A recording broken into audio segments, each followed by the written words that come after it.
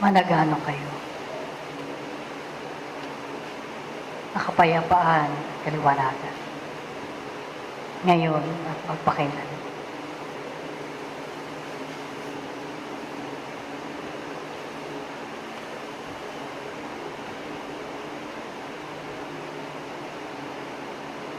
Ang mga pagkakataon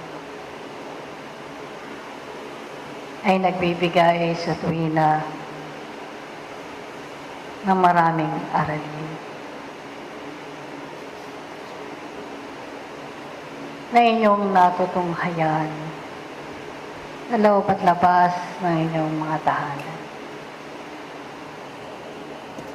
Mga araling pinasusubo upang higit ninyong makilala ang inyong mga ako. At katotohanan, habang kayo'y naghahanap ng mga kalunasan ng para sa inyong katauhan,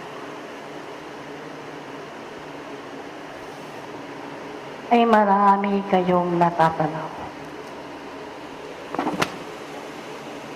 ng mga pagkakamali ng inyong mga kapwa.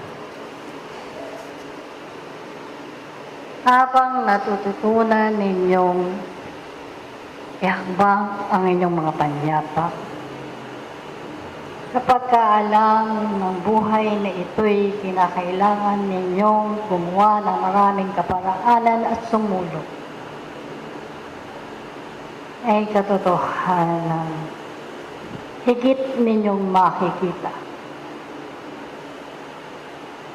ang mga katampalastanan, ang mga gawang mali ng inyong mga kapwa. Papaano'y ito ang larawan ng inyong kahapon na siyang magsusulsi sa kasalukuyang ito kung paano ninyo gagamitin ang mga pagkakataon na mailapat sa mga kaparaanan kung paano ninyo bubuuin sa inyong mga sarili na kayo'y maging karapat-dapat na munting alagad ng Diyos sa kapatagan ng lupa.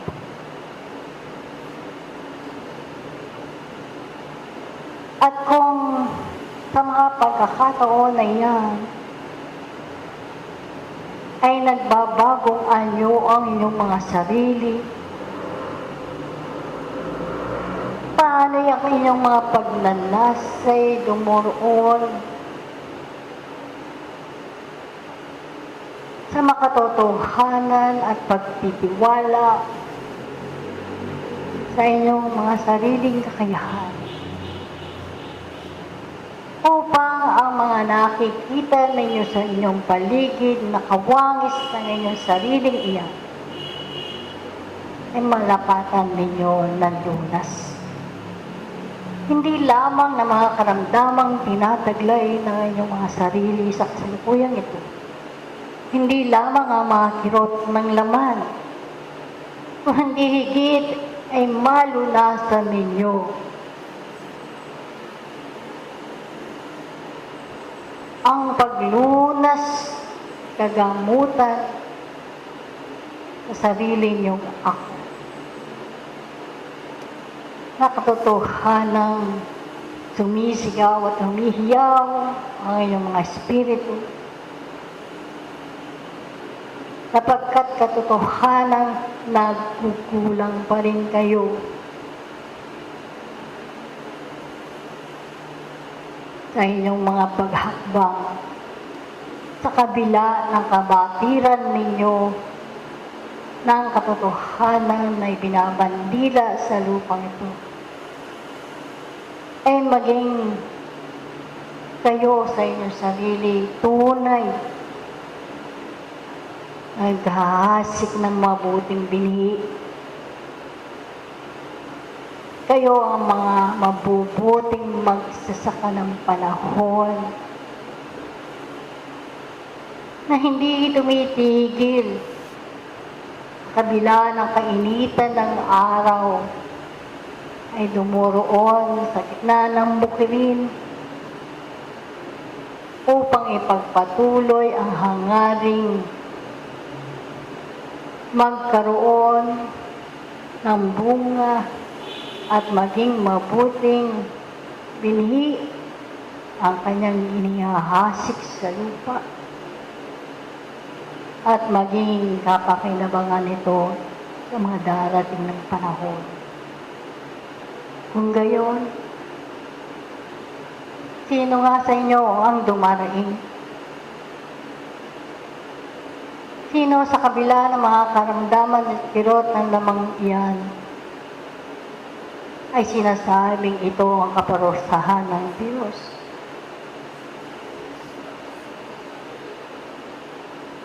Kayo ay nakabatid na ng katotohanan na sa mahabang panahon ng pagniniig ninyo sa mga kabatlaya ay nalalaman ninyo na ang mga katugunan sa inyong mga pagtatanong. Nalalaman ninyo na nasa munting galaw ng inyong mga bisig at kislot ng inyong mga kaisipan ay mayroon ng mga lakas na nanunumbalik lamang sa inyong mga sarili. Nasa munting kawang gawa at paglilingkod ninyo ay nakaangat sa inyong mga pagkatao. Nakapagbibigay na ng ligaya upang madama ninyo na kayo ay hindi nagkukulang at kayo ay nagiging bahagi ng isang kabuwang ito. Kung gayon, mga inid ko, ito ang kinakailangan ninyong maramdaman. At higit pang pagkilala sa inyong mga kahinaan. Kahinaan ng inyong mga kaisipang nagpapadasik at nagwawaldas lang ng mga kaisipang umapay lang sa alangaan na kumakit ng lakas ay nakasusumpong kayo ng isang kaginhawaan o ng kadiguan sa inyong mga sarili. Kayo ang nagtitimbang at nagsusuri.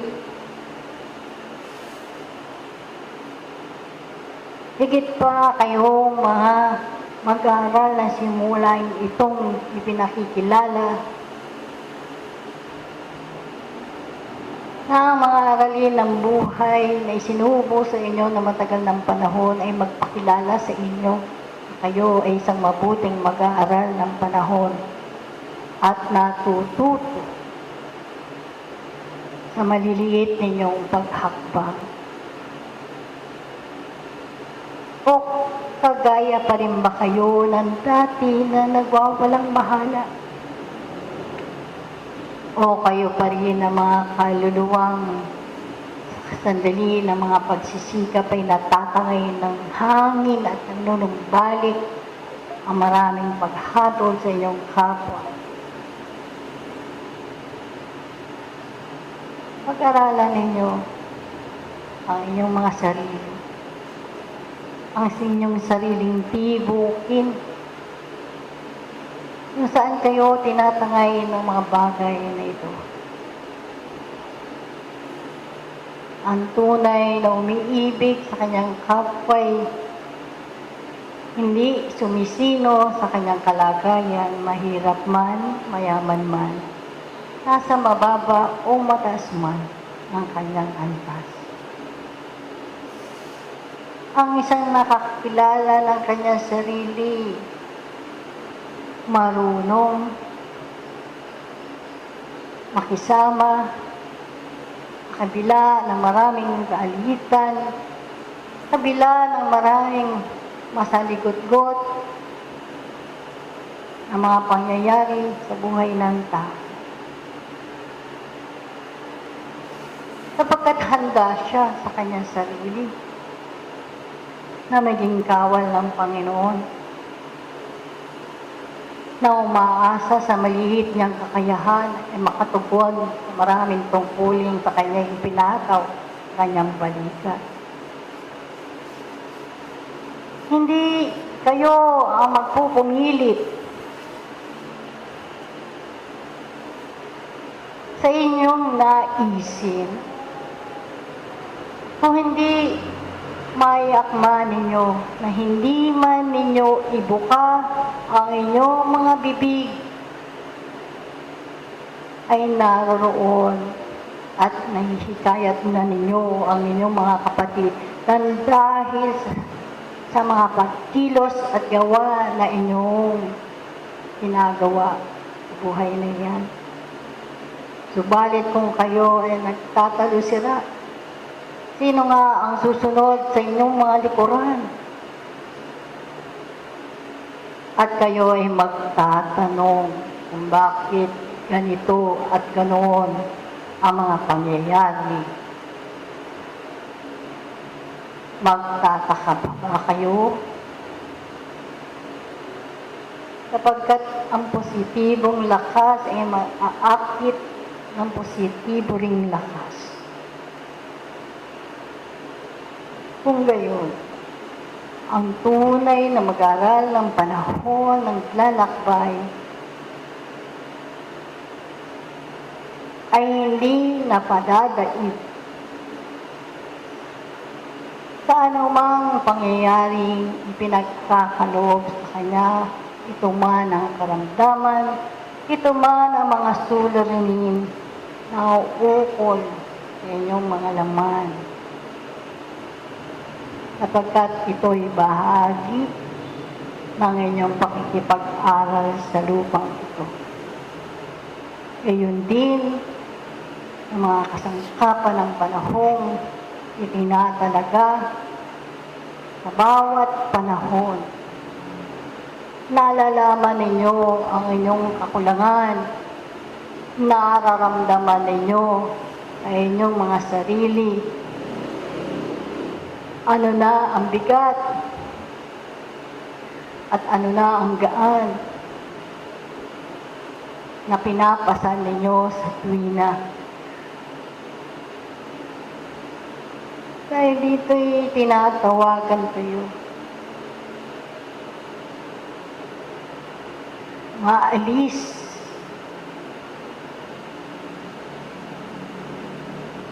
ang maraming karumihan sa inyong isip, damdamin at kalooban. Ang isang kasangkapan ng panahoy kinakailangan ng kapayapaan ng kanyang sarili, ng kanyang kaisipan. Sapagkat siya'y magiging kasangkapan ng panahong nagbibigay ng alay at paglilingkod sa sino mang kanyang paglilingkuran. Kung marumi at hindi malinis ang inyong mga tibukin, ay katotohanang hindi ninyo mararamdaman ang mga klorido na nais ninyong maramdaman sa panahon ng inyong mga paglilingkod. Subalit, kung dumoroon ang matinding pagnanasa sa inyong mga paglilingkod, ay hindi kayo bibiguin sapagkat dumoroon kayo sa paglandas sa tamang tahak ng buhay. Kaya nga't laging nagupiling sa inyo, mga kasangkapan ng panahon, ay manatili ang kababaan ng inyong mga kalooban. Manatili ang kapayapaan at katahimikan sa inyong sarili. Manatili kayo sa pakikiugnay sa dakilang Ama at pakikipag-ugnayan sa inyong mga kapwa upang kayo ay maging karamay at maging tungkod ng inyong mga kapatid na nagugulumihanan at nawawala ng pag-asa sa lakarin ng buhay na ito. Kaya nga,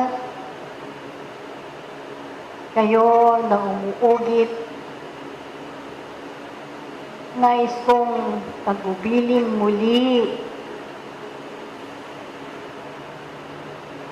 ang pakikipag-ugnayan ninyo sa isa't isa, sapagkat ang isang kaisahan ng pagnanasa sa iisang layunin ay hindi nabibigo kailanman.